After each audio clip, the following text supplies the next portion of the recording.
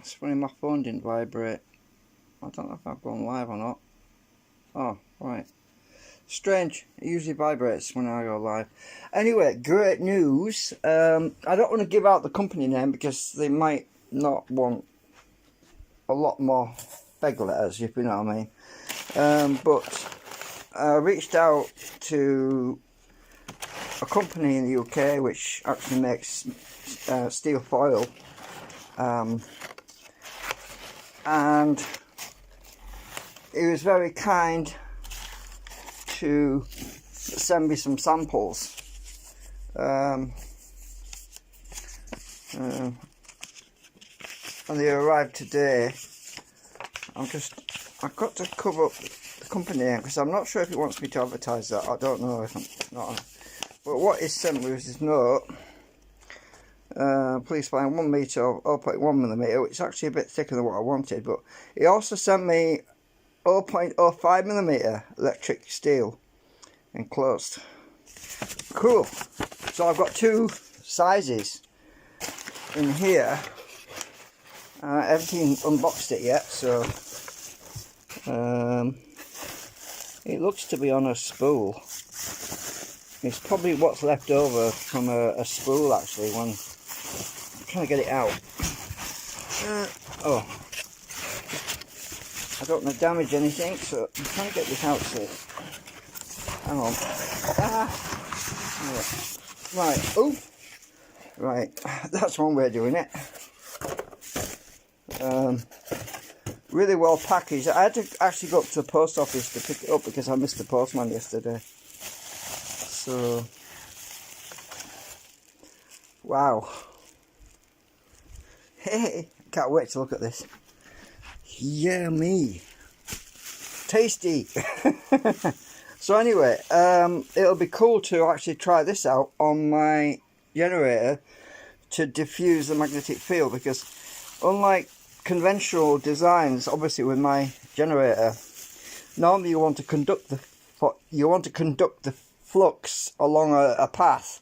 Well, in this situation, what I'm trying to do is diffuse the magnetic field so that the flux lines don't create electrical cogging on the rotor assembly.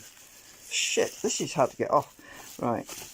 There we go, look at that, wow. So I assume he's put one type of foil on the outside, and it looks like he's put the other foil on the inside. Nice and all wrapped around the spool so that it doesn't get damaged. That's really kind of him, that's really nice. So, let me think, I assume the thin stuff's on the inside. I'm not sure. I'd have to get my calipers on it. But he's done a good job of that. So, it looks like the 0.1 millimeter stuff's on the inside, and the 0.05 is on the outside. Yeah, because I can tell by eye looking at the inside one that that's 0.1 on the inside. Yeah, so we've got some foil, and look at that. Is it the right width? Yeah, it's actually a bit over, I think. Well, it should be. Yeah, it's just bang on. It's bang on. So I mean, oops, I've just pulled one of my deflectors off there.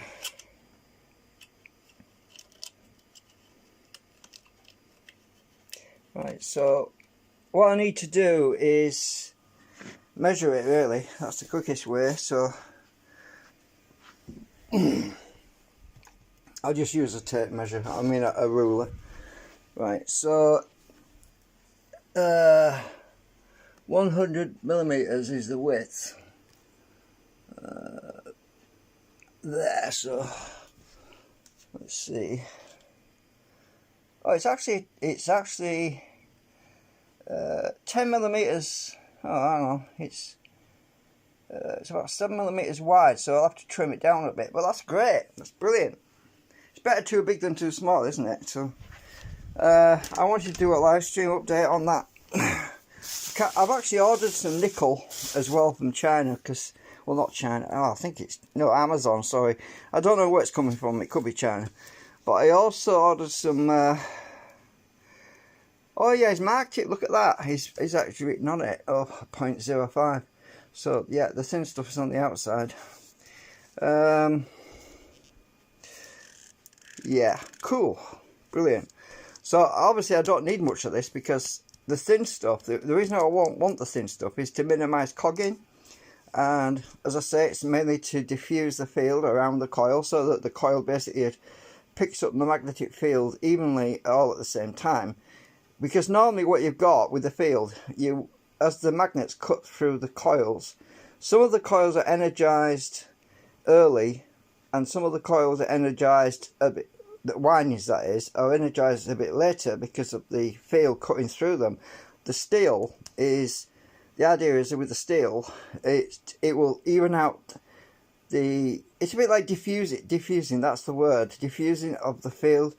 Basically it's like out of focus, so that it blurs the field, so that as it's cutting through, it's smoother, so that the anti-cog effect of my array on my segments will work better. Now I've actually printed the new ones, these are the new segments I've made with the anti-drag arrays in there, but I don't have enough magnets for the arrays on the ends, if you look, because I've only got a few populated, but it still works.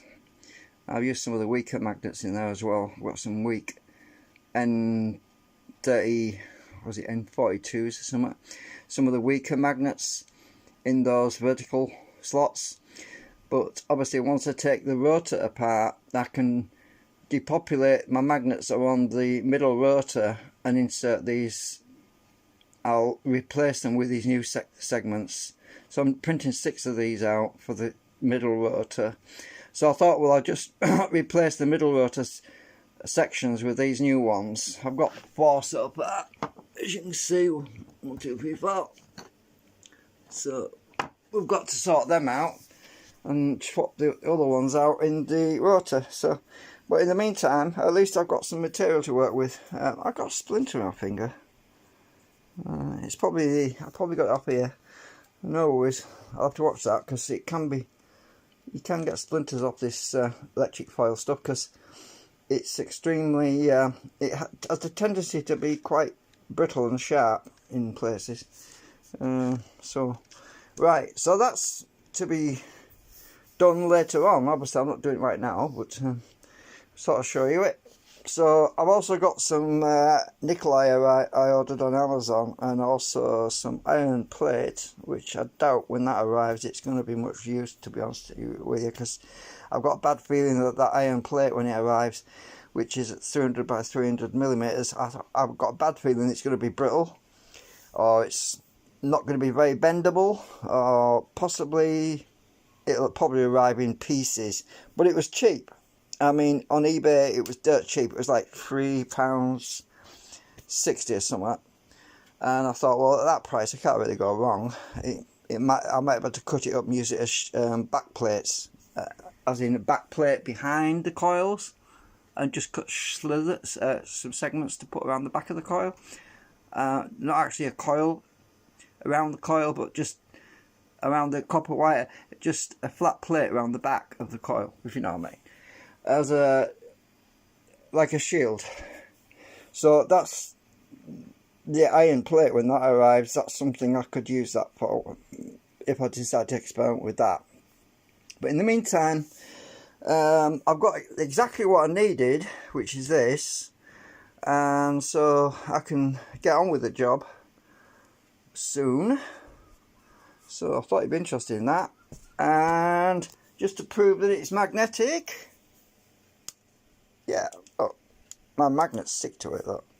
So yeah, we've got the right stuff, and it's not too attractive, not too attracting, which is what I want, because I want the field to be slightly diffused. And obviously I can adjust the thickness. I can use a thicker piece of foil, wrap it around a couple of times to make the coil.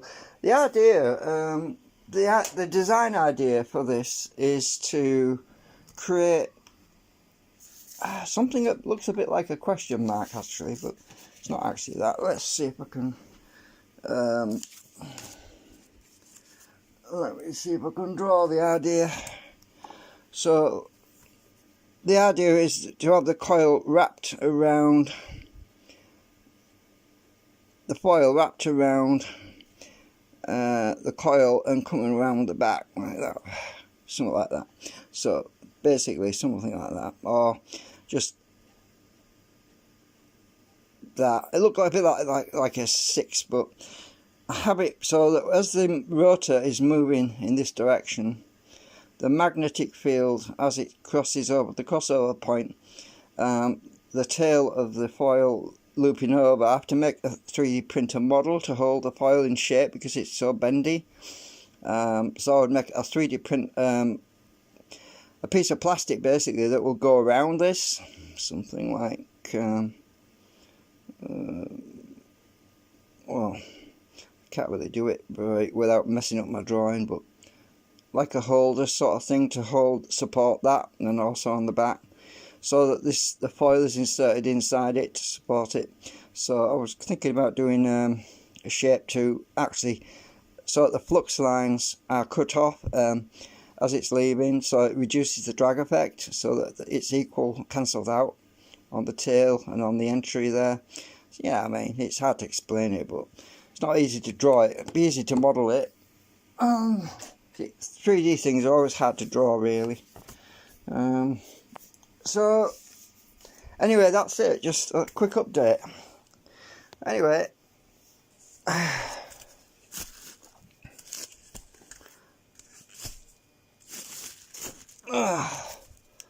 anyway, arrive safely. Thanks for watching.